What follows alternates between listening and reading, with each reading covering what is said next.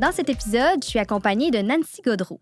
Madame Gaudreault est docteure en psychopédagogie et elle a débuté sa carrière comme enseignante en adaptation scolaire auprès des jeunes présentant des difficultés d'adaptation au primaire et au secondaire pour ensuite devenir conseillère pédagogique dans ce domaine. Aujourd'hui, elle est professeure titulaire au département d'études sur l'enseignement et l'apprentissage de la Faculté des sciences de l'éducation de l'Université Laval, où elle dirige l'unité mixte de recherche Synergia.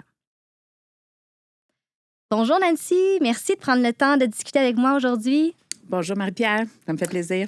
Super. Récemment, Nancy, tu as animé une conférence aux parents dans le cadre des activités de transfert de l'UMR Synergia. Puis cette conférence-là avait pour titre « Comment aider son enfant à exploiter son plein potentiel ».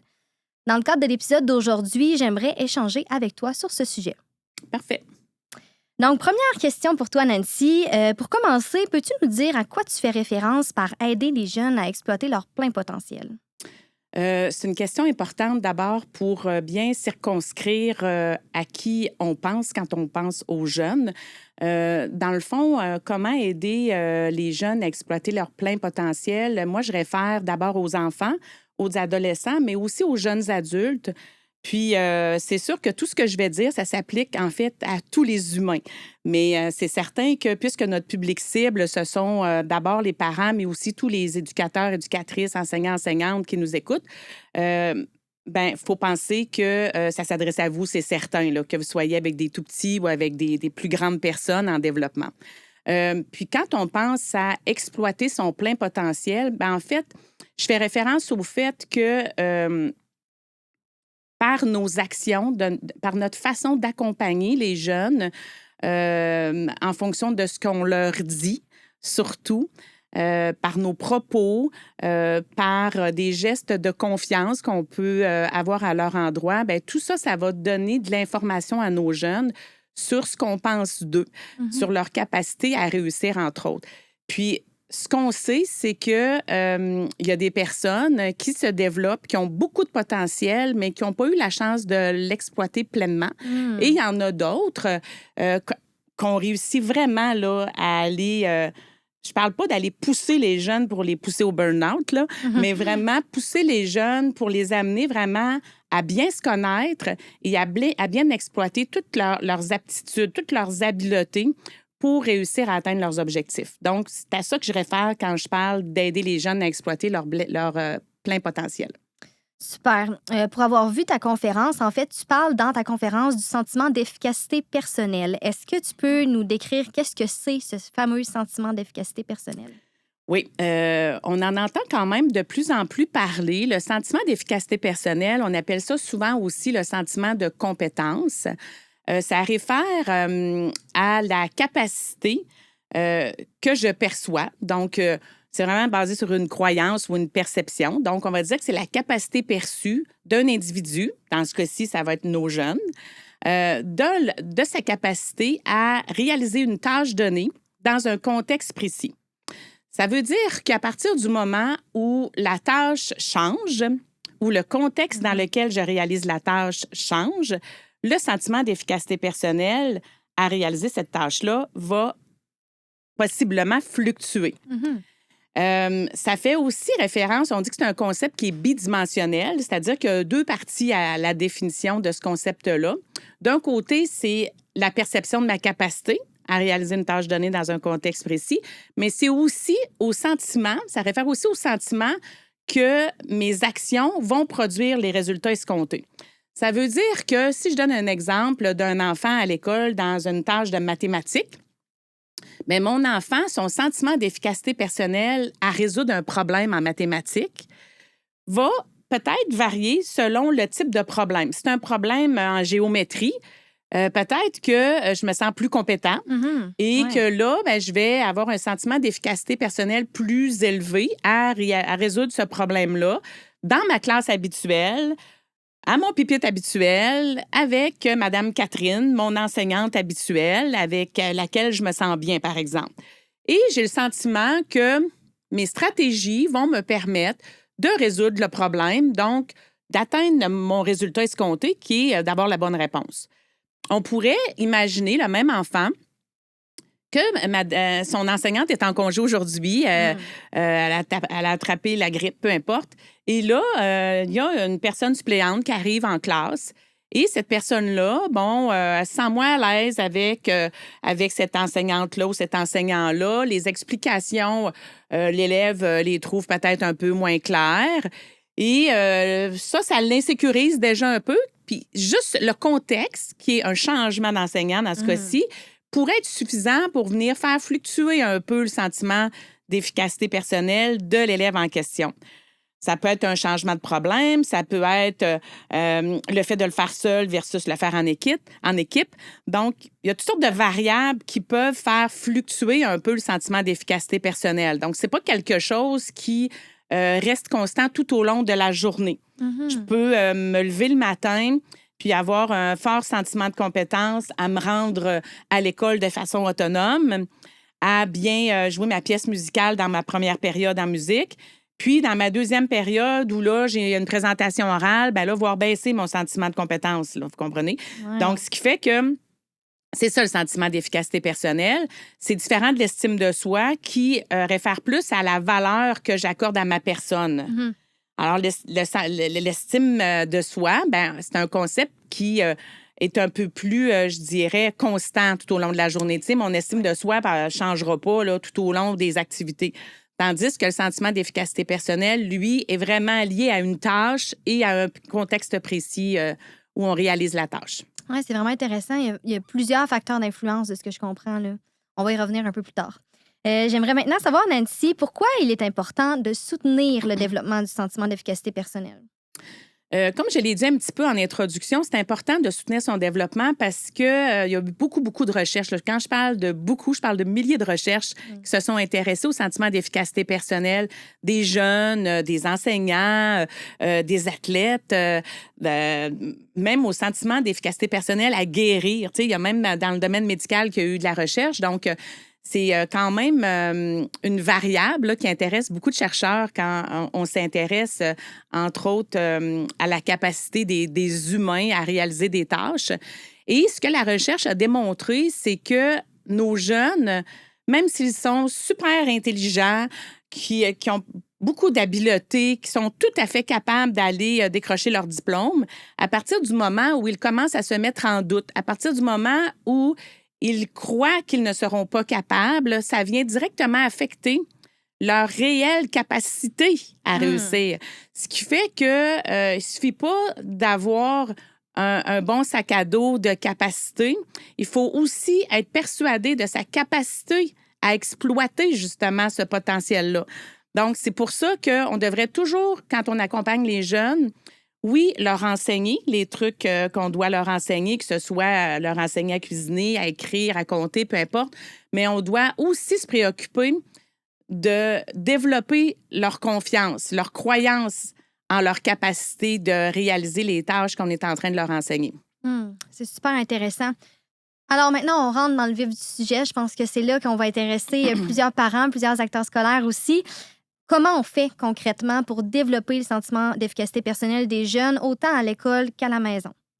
Alors, comment on fait? Il y a vraiment plusieurs conseils que je peux donner par rapport à ça. Puis souvent, c'est plus simple que ce qu'on croit. On s'imagine parfois qu'il faut trouver des grands moyens, là, mais c'est des petits trucs que je vais donner là, qu'on peut faire au quotidien, à la fois à l'école ou à la maison, avec les tout-petits comme avec les plus grands. Dans le fond, la recherche nous a permis d'identifier 4 sources d'auto-efficacité ou des sources d'efficacité personnelle, là, peu importe. Ces sources-là, on les appelle aussi des sources d'information. Donc, moi, comme humaine, pour être capable d'évaluer mes compétences ou mon sentiment d'efficacité personnelle à réaliser, par exemple, cette entrevue-là avec toi, mais je me base sur 4 sources d'information qui me permettent de porter un jugement, justement, sur mes capacités. La première source, c'est celle qui est la plus influente. Ça veut dire c'est celle qui va me donner le plus d'informations sur mes compétences, à quelque part. On l'appelle les expériences de maîtrise ou les expériences de succès et d'échec. Parce qu'on s'entend qu'il y a toujours 2 côtés à une médaille. Alors, cette première source-là, c'est vraiment lié au fait de vivre des succès. Donc, à chaque fois que je vis un succès, j'ai la preuve que je suis capable. Donc, à chaque fois que on met nos enfants, nos ados ou nos élèves dans la classe dans des situations où on croit qu'ils seront capables de réussir, on les aide à construire leur sentiment d'efficacité personnelle. À l'inverse, si je sais pertinemment que l'élève ou que mon enfant ne sera pas capable de réaliser la tâche que je lui propose de faire, bien là, je le mets dans un contexte où il risque de vivre un échec et ça risque à ce moment-là de nuire au développement de son sentiment d'efficacité personnelle. Ça ne veut pas dire, par contre, qu'il ne faut jamais que nos élèves ou nos enfants vivent d'échecs. C'est pas ce que je suis en train de dire. Mais dans un contexte d'apprentissage, il faut que les défis soient à la hauteur du niveau de développement où l'enfant est rendu. Donc, des fois, l'écart est trop grand. Tu sais, on ne demanderait pas à un enfant qui commence à faire du vélo à venir faire une randonnée de 10 km avec nous. Bien, c'est la même chose avec un apprenti lecteur. Bien, on va s'assurer que le niveau de lecture que je lui demande de lire est adéquat à son niveau de développement d'apprenti lecteur. Donc, ça, c'est la première source d'efficacité personnelle, les expériences de maîtrise, les expériences de succès. OK. En lien avec cette source-là, dans le fond, ce que je comprends, c'est systématique. À chaque fois qu'un élève ou un enfant va vivre une réussite, il va développer son sentiment d'efficacité personnelle. Justement, non. C'est pas aussi systématique que ça. Ce qui fait que pour que ça nourrisse le sentiment d'efficacité personnelle du jeune, que ça l'amène vraiment à croire que ben oui, je suis compétent à faire du vélo, si je garde mon même exemple, ben il faut vraiment que le jeune s'attribue cette réussite-là à ses aptitudes personnelles. Donc, si l'élève ou le jeune attribue ses succès ou ses réussites à des causes externes à lui, par exemple, à la chance, au fait que c'était facile, que le prof le dit que l'examen était facile. Donc, un enfant qui réussit l'examen avec un bon résultat, si le prof, juste avant de donner l'examen, puis peut-être même en donnant les réponses, pas les réponses, mais les copies corrigées, dit aux élèves, bon, ce premier examen-là, il était facile, on a des bons résultats, tout le monde, je vous félicite. On s'entend que l'enseignant ne pense pas mal faire, mais le fait d'avoir qualifié de facile la tâche, ça vient vraiment un peu nuire à l'expérience de maîtrise des élèves. C'est-à-dire que l'élève va avoir tendance à attribuer sa réussite au fait que c'était facile et non au fait qu'il est compétent, qu'il a développé ses capacités de lecteur ou de résolution de problèmes, par exemple. Alors, on va conseiller toujours de ne jamais qualifier la tâche, mais plutôt de convaincre l'élève ou convaincre son enfant que s'il est rendu à réaliser cette tâche-là, c'est qu'il a développé le bagage d'expérience, de connaissances, d'apprentissage qui lui permettent de relever le défi de la tâche. Alors, c'est toujours mieux de qualifier ça. Donc, avant un examen, par exemple, de dire, bien, écoute, ça va bien aller parce que tu as tout fait ce qui était nécessaire pour te préparer à l'activité qui t'attend aujourd'hui. Donc, c'est pour ça qu'il ne faut pas faire un raccourci aussi facile. Donc, c'est pour ça aussi que les parents, par exemple, qui ont des enfants qui prennent une médication, entre autres pour le TDAH, bien, de toujours relier le succès au fait qu'ils prennent sa médication, bien, vous comprenez que ça vient un peu nuire aussi. Parce que j'attribue les succès de mon enfant, ou je l'incite involontairement, bien sûr, à attribuer ses succès au fait qu'il prend une médication. Mais c'est pas la médication qui te rend bilingue, là. Non. Hein? Donc, il y a plusieurs petits exemples comme ça qu'on pourrait donner, là, mais l'idée, c'est de bien comprendre puis d'essayer de s'écouter parler puis de voir est-ce que ça se pourrait qu'en disant ça, ça nuise au sentiment d'efficacité personnelle de mon enfant. Puis des fois, bien, la réponse, c'est oui. Donc, on s'assure vraiment là, d'amener notre enfant à s'attribuer à lui ces succès-là plutôt qu'à toutes sortes d'autres causes externes. Même si les causes externes ont pu y contribuer. Par exemple, il y a eu l'aide d'un tuteur pour se préparer à l'examen. Oui, ça l'a aidé, mais je ne mets pas le focus là-dessus. Quand il vit le succès, je mets le focus plutôt sur le fait qu'il a choisi d'aller chercher de l'aide. Donc, ça, c'est lui qui a le contrôle d'accepter d'avoir un tuteur. Plutôt que de dire que c'est le tuteur qui l'a fait réussir, c'est lui, en choisissant le comportement d'être un tutoré, qui l'a amené au succès. Fait que tu comprends, c'est une petite nuance, mais Super importante. qui est super importante. Oui, ça change tout. C'est vraiment intéressant. Puis ça montre aussi que en tant que parent ou en tant qu'acteur scolaire, il faut comme être dans une posture critique envers soi-même, d'être capable de voir de la façon qu'on parle, puis d'être capable de s'ajuster ensuite pour développer ce sentiment d'efficacité personnelle-là. Vraiment intéressant. Maintenant, peux-tu nous parler de la deuxième source d'information? La deuxième source d'auto-efficacité, c'est celle qu'on appelle, un mot qui pourrait coûter cher au Scrabble, les expériences vicariantes. Donc, les expériences vicariantes, dans le fond, c'est une autre source d'information dans le sens où, si on résume pour y aller en langage plus clair, c'est vraiment toute l'information que je tire en observant les autres.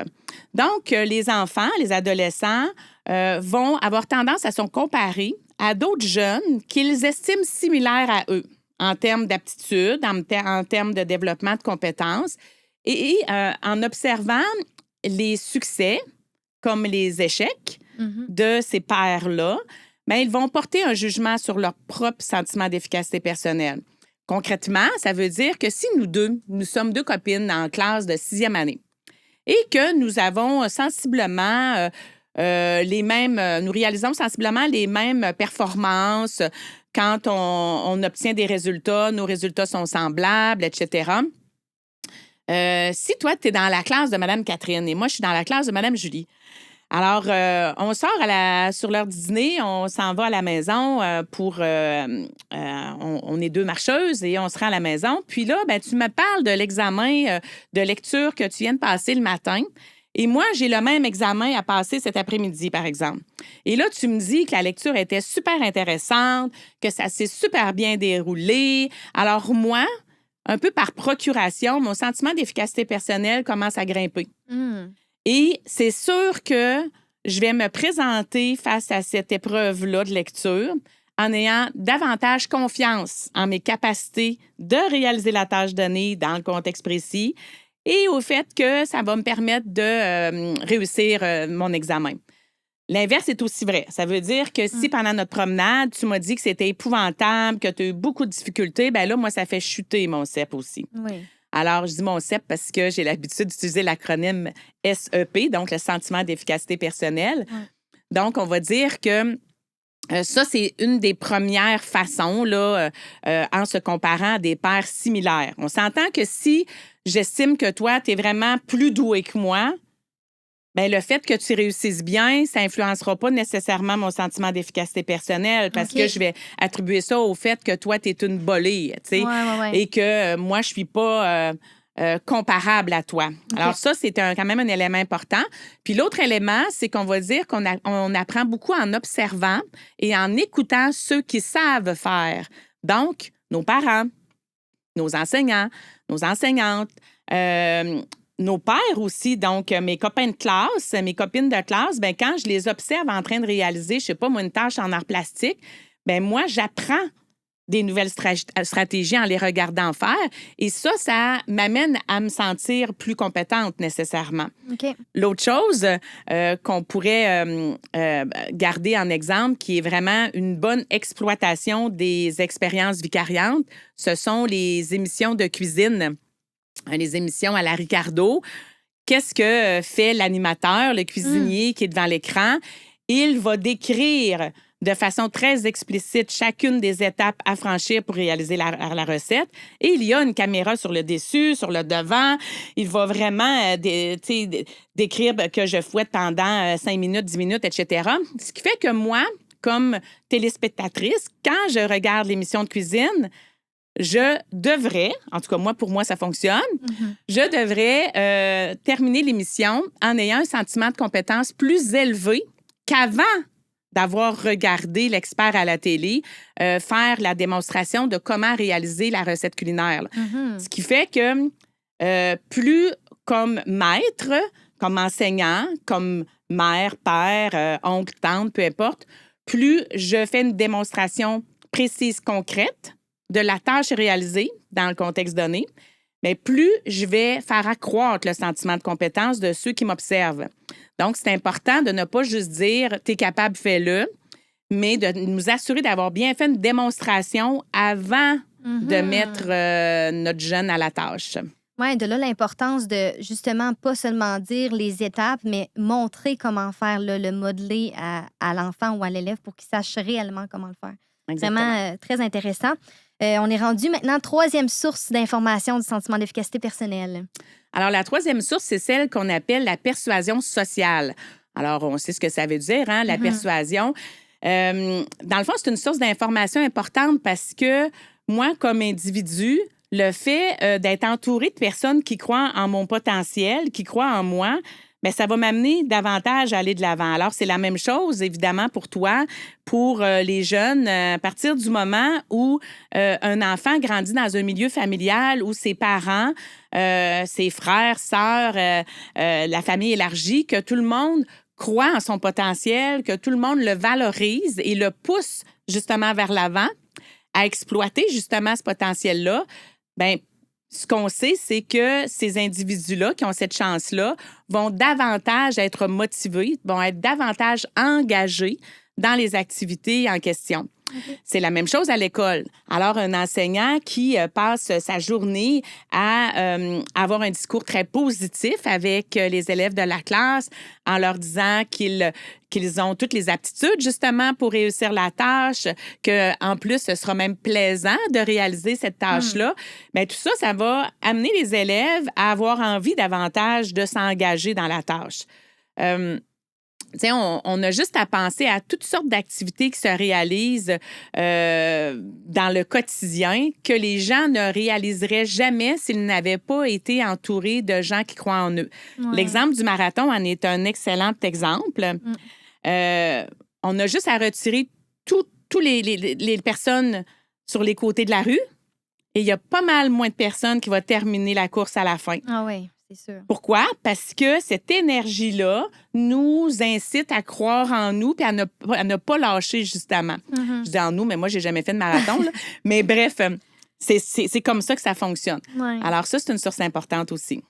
Parfait. Là, j'imagine que tu vas m'amener une autre nuance importante parce que la façon dont je comprends ton propos, c'est que, encore une fois, systématiquement, quand on offre des encouragements, des rétroactions positives à un enfant, à l'élève, ça va développer son sentiment d'efficacité personnelle. Bien, en fait, c'est sûr qu'il y a des niveaux différents. OK. C'est sûr que ça ne nuira pas, là, jamais. OK. Mais ce que la recherche nous dit, c'est que les personnes qui réussissent le plus à utiliser la persuasion sociale sont les personnes qui sont perçues comme étant crédibles et les personnes qui sont significatives aux yeux de la personne que je veux encourager. Donc, concrètement, mon enfant, ça, c'est un cas vécu que je te raconte, si mon enfant revient du hockey, par exemple, et que moi, comme mère, je suis à l'aréna avec le père et que nous deux, nous avons observé le match. Mon enfant revient à la maison pas très satisfait de sa performance pendant la partie de hockey. Et moi, qui souhaite bien jouer mon rôle de mère et bien l'encourager, je lui dis, ben écoute, moi, je trouve que tu t'es bien démarqué à tel niveau sur la glace, que ça a bien été.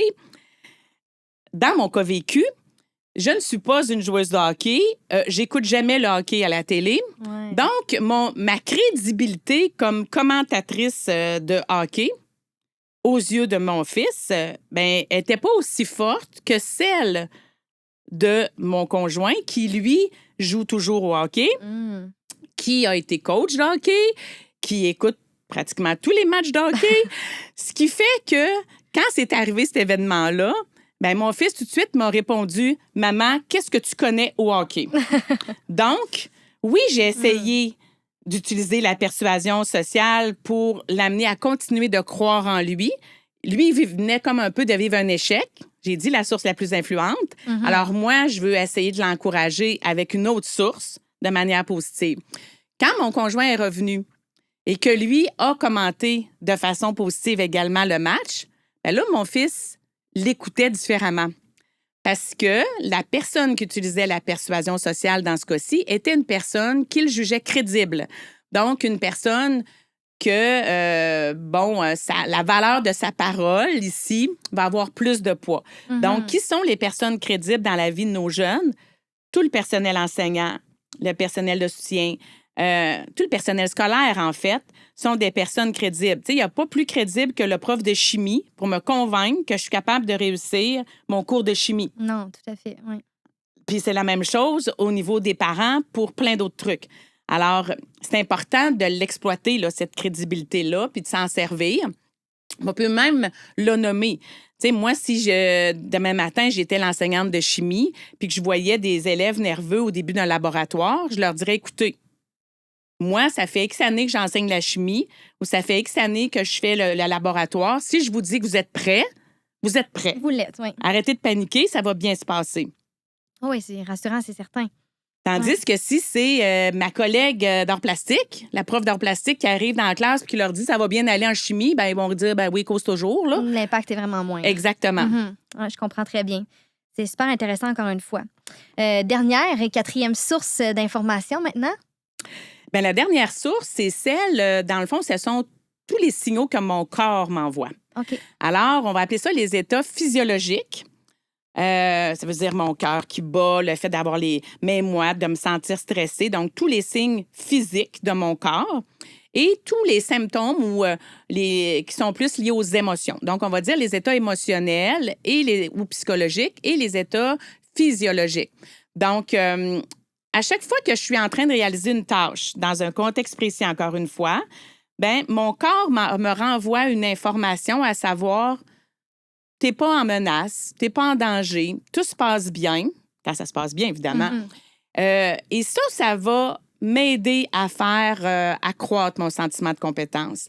Donc, si, par exemple, j'amène mon enfant à faire, je sais pas moi, du patin avec moi en famille et qu'on rit, qu'on a du plaisir, il tombe, il se fait mal, mais c'est pas grave, il se relève puis il continue à patiner, tout se passe bien.